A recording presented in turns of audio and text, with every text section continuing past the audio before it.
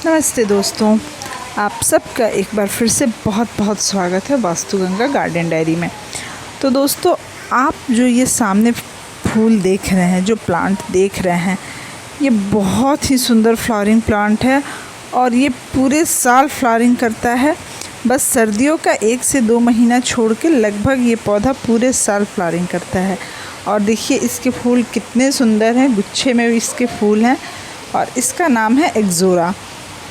एक्ज़ोरा एक बहुत ही प्यारा फ्लावरिंग प्लांट होता है जो कि आपको हाइब्रिड और देसी दोनों वैरायटी में मिल जाता है। इसका देसी वैरायटी जनरली रेड कलर का होता है और हाइब्रिड में आपको dark pink, light pink, yellow, white ये सब कलर मिल जाते हैं। तो आज इसी के बारे में हम लोग चर्चा करने वाले हैं। तो इससे क्या, अगर आपके पौधे में फ्लावरिंग नहीं हो रही है, फूल नहीं आ रहे हैं अच्छे, तो इसकी कैसे केयर करनी है, कौन सा फर्टिलाइज़र देना है, इसकी कैसे देखभाल करनी है ताकि इसमें अच्छे से फूल खिल सके, इसकी मिट्टी कैसे बनाएं, कहाँ रखना है इसको, कितना सनलाइट चाहिए, इन सब चीज़ों के बारे में आज बहुत डिटेल्स में मैं आपसे बात करने वाली हूँ। तो उससे पहले अगर आपने अभी तक चैनल को सब्सक्राइब नहीं किया है तो प्लीज़ चैनल को सब्सक्राइब कर लीजिए। यहाँ आपको गार्डनिंग से रिलेटेड बहुत अच्छे पॉइंट्स मिलेंगे, बहुत अच्छे बातें जानने को मिलेंगी। तो चैनल को सब्सक्राइब कर दीजिएगा और अगर वीडियो पसंद आता है तो वीडियो को लाइक कीजिएगा और शेयर कीजिएगा। तो चलिए वीडियो में आगे बढ़ते हैं। तो दोस्तों, एक्ज़ोरा का जो प्लांट होता है वो लगभग पूरे साल फूल देता है और इसके फूल बहुत सुंदर होते हैं, गुच्छे में इसमें फ्लावरिंग होती है। तो ये जो केयर टिप्स मैं आज आपको बताने वाली हूँ वो आप हर तरह के पौधे पर इस्तेमाल कर सकते हैं, चाहे वो देसी वैरायटी हो चाहे फिर वो हाइब्रिड वैरायटी हो। तो दोस्तों, सबसे पहला पॉइंट आता है कि जब भी नर्सरी से ये पौधा आप ले कर के आते हैं तो ये काफ़ी छोटा होता है और इसको लगाने के लिए एक पॉट चाहिए है। तो जब भी आप इसे नर्सरी से ले कर के आएँ तो वो जितने बड़े पॉट में लगा है उससे लगभग 3 से 4 गुना बड़ा पॉट इसे दीजिएगा। इससे ज़्यादा बड़ा पॉट मत लीजिएगा, क्योंकि अगर पॉट बड़ा रहेगा तो उसमें ज़्यादा मिट्टी होगी और पानी डालने के बाद उसमें नमी ज़्यादा देर तक रुकेगी और छोटे पौधे को बहुत ज़्यादा नमी की ज़रूरत नहीं होती है, बहुत ज़्यादा पानी की ज़रूरत नहीं होती है। तो ज़्यादा से ज़्यादा आप इसे लगाइए तो शुरू में इसे 8 इंच के गमले में लगा दीजिए। देखिए ये जो मेरा पौधा है ये भी 8 इंच के ही पॉट में लगा हुआ है और ये बहुत छोटा पौधा है, लेकिन आप देख सकते हैं कि इसमें कितनी अच्छी फ्लावरिंग हुई है। एकदम गुच्छों में पूरा पौधा लगभग फूल से ढका हुआ है। तो आप शुरुआत में 8 इंच के पॉट में लगाइए, ये बिल्कुल सही रहेगा। और अगर पॉट ज़्यादा बड़ा रहता है तो पौधा ऊपर की ग्रोथ कम करता है, इसकी जड़ें ज़्यादा ग्रो करने लगती हैं। इसीलिए ज़्यादा से ज़्यादा आप 8 इंच के पॉट से शुरुआत कर सकते हैं। अब दूसरी बात आती है इसकी मिट्टी की। तो दोस्तों, इसे जो मिट्टी चाहिए ना वो बिल्कुल वेल ड्रेन होना चाहिए, जिसमें पानी नहीं टिकना चाहिए। बाकी पौधे की तरह इसे भी बिल्कुल वेल ड्रेन मिट्टी चाहिए। चिकनी मिट्टी कोशिश कीजिएगा कि आप उसे इग्नोर करें, क्योंकि चिकनी मिट्टी में पानी बहुत देर तक रहता है और फिर वो पौधे को ख़राब कर देता है। तो इसके लिए जब भी मिट्टी आप बनाएं तो एक वेल ड्रेन सॉइल होनी चाहिए, जिसमें एक भाग आपका गार्डन का सॉइल हो, एक भाग सैंड, एक भाग कंपोस्ट और एक भाग आप राइस हस्क या कोकोपीट का यूज़ कर सकते हैं। इसके साथ ही एक छोटा चम्मच फंजीसाइड का यूज़ ज़रूर कीजिएगा, क्योंकि मिट्टी में फंगस नहीं लगेगा। और साथ ही साथ एक मुट्ठी नीम की खली और बोन मील अगर आपके पास हो तो आप बोन मील का यूज़ कर सकते हैं, क्योंकि बोन मील इस पौधे के लिए बहुत अच्छा फर्टिलाइज़र होता है। इसके कलर के लिए भी अच्छा होता है और इसके ग्रोथ के लिए भी बहुत अच्छा होता है। अगला जो पॉइंट है वो है इसके पानी देने का। तो दोस्तों, बाकी पौधे की तरह इसे भी बहुत ज़्यादा पानी नहीं चाहिए जिससे इसकी जड़ें ख़राब होने लगें। आप जब भी इसमें पानी डालें तो पहले चेक कर लीजिए कि ऊपर से 1 से 1.5 इंच की अगर मिट्टी सूखी हुई है तभी इसमें पानी डालिए, और अगर नहीं है सूखी तो पानी मत डालिए, क्योंकि इसकी जड़ों में बहुत देर तक पानी टिकना नहीं चाहिए। उसके बाद अगला जो पॉइंट है वो है सनलाइट। इसे कितनी देर की सनलाइट चाहिए। तो दोस्तों ये एक फ्लावरिंग प्लांट है और ये समर फ्लावरिंग प्लांट आप इसे कह सकते हैं, जो कि गर्मियों में खिलता है। तो इसे भी कम से कम आप 4 घंटे की धूप इसे ज़रूर दीजिए। और अगर आपके गार्डन में पूरे दिन की धूप मिल जाती है तो वो और भी अच्छा है इस पौधे के लिए, आप इसे पूरे दिन की धूप में रख सकते हैं। लेकिन अगर पूरे दिन धूप नहीं मिल पा रही है तो कम से कम इसे 4 से 5 घंटे की धूप में आप ज़रूर रखिएगा, अगर आप इस पौधे से अच्छी फ्लावरिंग लेना चाहते हैं तो, क्योंकि धूप में ही ये पौधा अच्छी फ्लावरिंग करता है। तो इसे कम से कम 4 से 5 घंटे की धूप ज़रूर दिखाइएगा। अगला है फर्टिलाइज़र। इसे कौन सी फर्टिलाइज़र देना चाहिए और कब देना चाहिए? तो दोस्तों वीडियो के शुरुआत में ही आपने देखा था कि मैं इस पौधे की गुड़ाई करके इसमें कुछ फर्टिलाइज़र अप्लाई कर रही हूँ। तो देखिए ये जो मेरा पौधा है ये मैंने कटिंग से तैयार किया है और ये मेरा देसी एक्ज़ोरा है। और देखिए इसमें कितनी अच्छी ग्रोथ होनी शुरू हो गई है, यानी कि ये कटिंग मेरा लग गया है और ये बिल्कुल नया कटिंग है।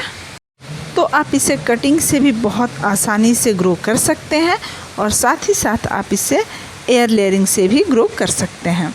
तो दोस्तों वापस आते हैं फर्टिलाइज़र पे।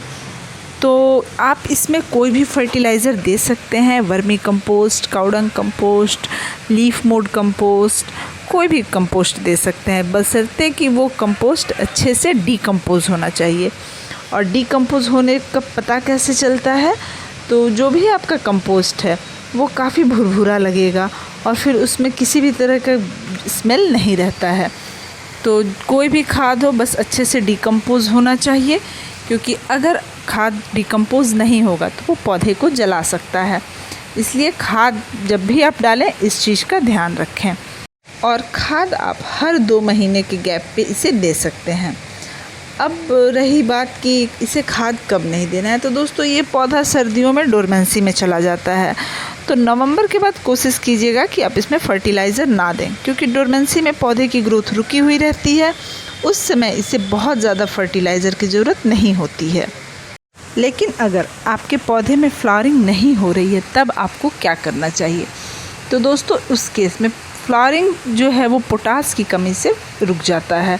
तो अगर आपके पौधे में फ्लावरिंग नहीं हो रही है तो आप जो भी फर्टिलाइज़र यूज़ कर रहे हैं आप उसमें 1 चम्मच पोटास का यूज़ ज़रूर कीजिए। पोटास से आपकी फ्लावरिंग अच्छी होने लगेगी, या फिर अगर रुकी हुई है तो फ्लावरिंग होनी शुरू हो जाएगी। तो अपने फर्टिलाइज़र में पोटास को ऐड कीजिए और साथ ही साथ आप अपने फर्टिलाइज़र में पोटास के साथ साथ चाहें तो कैल्शियम पौधे को मजबूत बनाता है तो उसे भी देना ज़रूरी होता है। तो आप उसमें सबसे आसान मिल जाता है वुडैस। जी हाँ, वही जो चूल्हे की जो राख होती है ना, जो लकड़ी और उपला जलाने के बाद मिलता है, कोयले जलाने के बाद जो राख आता है उसका यूज़ नहीं करना है। तो आप वो वुडैस यूज़ कर सकते हैं 1 चम्मच। और अगर आपके पास बोन मिल है तो बोन मिल यूज़ कीजिए, वो भी उसमें भी कैल्शियम ज़्यादा होता है जिससे कि पौधे को अच्छा स्ट्रेंथ मिलता है, तो आप उसका भी यूज़ कर सकते हैं। दोस्तों इस पौधे पर इंसेक्ट्स का अटैक भी बहुत जल्दी होता है, तो इस चीज़ का भी आपको ध्यान देना पड़ेगा। और बाकी पौधे की तरह इसे भी आप कम से कम 10 से 15 दिन में एक बार इस पर नीम ऑयल का स्प्रे कर सकते हैं। और उसके अलावा अगर आपके पास कोई इंसेक्टिसाइड है तो आप उसका भी स्प्रे करते रहिएगा, क्योंकि इस पर इंसेक्ट्स का अटैक भी जल्दी होता है। और हाँ, बोगनविलिया को जैसे प्रूनिंग करने के बाद उसमें फ्लावरिंग होती है ना, सेम ऐसा ही इस पौधे के साथ भी है। तो जब भी इसकी फ्लावरिंग ख़त्म हो जाए तो आप इसकी हल्की हल्की सॉफ्ट प्रूनिंग कर दीजिए। ये आप एक बार साल में 2 बार कर सकते हैं। एक जब डोरमेंसी से ये बाहर निकलता है, यानी कि सर्दियों में ये डोरमेंसी में रहता है, और मार्च के बाद इसका ग्रोथ शुरू हो जाता है। तो एक बार आप मार्च में इसकी सॉफ्ट प्रूनिंग कर सकते हैं। और फिर अभी जैसे बरसात का समय है तो अभी बारिश काफ़ी ज़्यादा हो रही है, लेकिन इस पौधे में काफ़ी नए नए ग्रोथ आ चुके हैं। तो बारिशों के पहले आप एक बार इसकी सॉफ्ट प्रूनिंग कर दीजिएगा। नए नए ब्रांचेज आएंगे तो उसमें फूल ज़्यादा खिलेंगे, जैसा ही बोगनविलिया के साथ भी होता है। एक्चुअली बोगनविलिया मेरा फेवरेट फ्लावरिंग प्लांट है और लगता है दूसरे नंबर पे ये मेरा फेवरेट बन जाएगा। क्योंकि बहुत गुच्छों में फ्लावरिंग होती है इसमें भी और बोगनविलिया में भी। तो मुझे ये दोनों पौधे बहुत पसंद हैं। तो बस बरसात के पहले आप इसकी थोड़ी सॉफ्ट प्रूनिंग कर दीजिए ताकि नए नए ब्रांचेज़ हैं और नई नई कलियाँ खिलती रहें। और फिर एक बार डोरमेंसी से जब बाहर आता है यानी सर्दियों के बाद आप इसकी सॉफ्ट प्रूनिंग कर दीजिए। अगला है कि इससे चूँकि ये समर फ्लावरिंग प्लांट है, इसे धूप पसंद है, तो सर्दियों में कभी कभी ये पौधा ख़राब होने का चांस बढ़ जाता है। तो आपके एरिया में, आपके मतलब गार्डन में जहाँ कहीं भी हल्की भी धूप आ रही है ना, 1-1.5 घंटे की 2 घंटे की भी धूप मिल जा रही है इसे, तो आप इस पौधे को ऐसी जगह पे ही रखिएगा जहाँ इसे 1 से 1.5 घंटे की धूप मिल जाए। और अगर जैसे कि हमारे बिहार में है कि बहुत दिनों तक धूप निकलता ही नहीं है, तो ऐसे केस में मैं इसे कोशिश करती हूँ कि थोड़ा सा ऐसी जगह रखूँ जहाँ बहुत ज़्यादा ठंडी हवा इसे ना लगे, ताकि ये पौधा कुछ दिन तक सरवाइव कर जाए और फिर गर्मियों में ये बहुत जल्दी रिकवर कर जाता है, क्योंकि ये एक बहुत हार्डी प्लांट होता है। और बस थोड़ा सा इसे आप पानी से बचा लेते हैं और इसे सर्दियों में बचा लेते हैं, तो ये पौधा आपके गार्डन में सालों साल बना रहता है।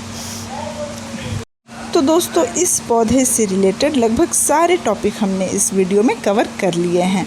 इसकी मिट्टी, सनलाइट, फर्टिलाइज़र, पॉट, इसके प्रॉब्लम्स, सॉल्यूशन, लगभग हर टॉपिक हमने इस वीडियो में कवर कर लिया है।